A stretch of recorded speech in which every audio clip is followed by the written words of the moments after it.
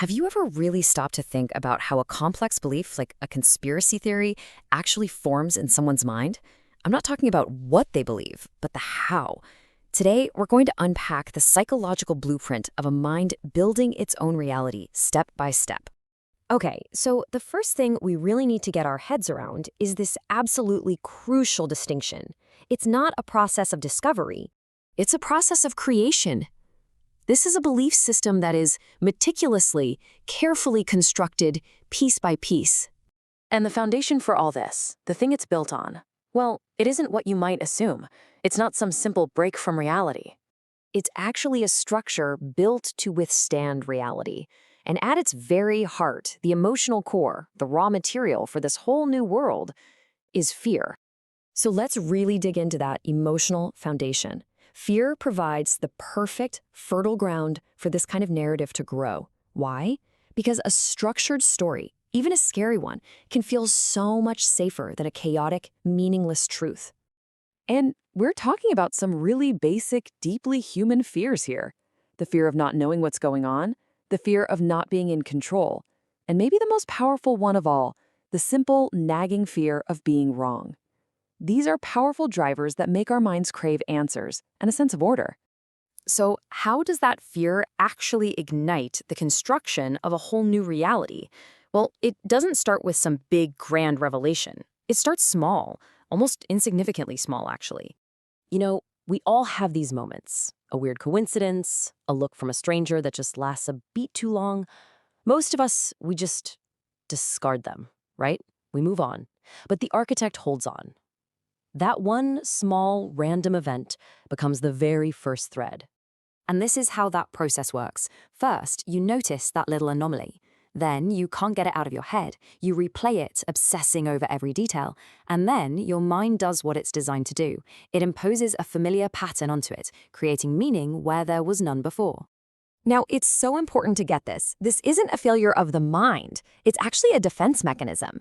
Creating meaning, even if it's a frightening story, just feels safer and more controlled than living with the chaos of randomness.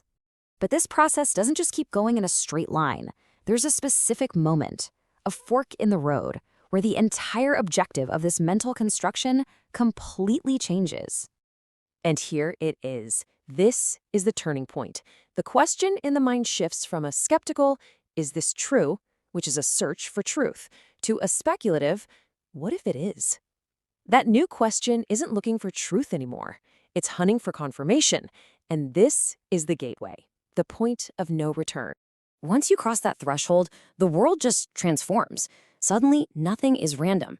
Accidents now have intention. Silence holds secrets. Every single event is reinterpreted as another piece in this huge, hidden puzzle. So what happens when this new worldview gets challenged by someone on the outside? Well, the system doesn't break. In fact, it just gets stronger. It starts building walls around itself. See, you can't use logic to break a belief that wasn't built with logic to begin with. This system isn't held together by facts. It's shielded by the powerful emotion of fear that created it. Logic just bounces right off. And this is the real paradox. Any attempt to debunk the theory is just reinterpreted as more proof.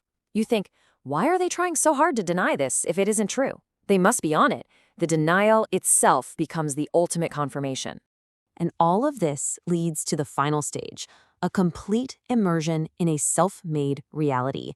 And that, almost inevitably, results in profound isolation. Trust is the first thing to go. You lose trust in other people. You lose trust in reason itself, in anyone trying to reassure you. The entire outside world is now seen with suspicion, as a source of lies.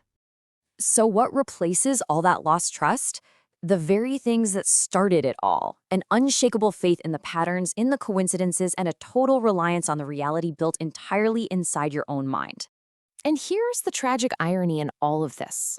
The prison isn't external. The person isn't trapped by others. They're trapped by their own certainty. The walls are built from the inside. Which brings us right to the core paradox of this whole process, this idea that a really terrifying story can somehow be a source of comfort.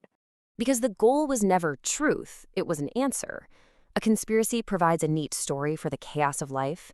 It has villains, motives, a plan, And for a mind that's drowning in the fear of the unknown, that feeling of having an answer is everything. The frightening story, you see, with all its hidden plots and secret powers, it's manageable. You can understand it. The truly uncomfortable truth is that sometimes things just happen for no reason at all. So, I'll leave you with this question to think about.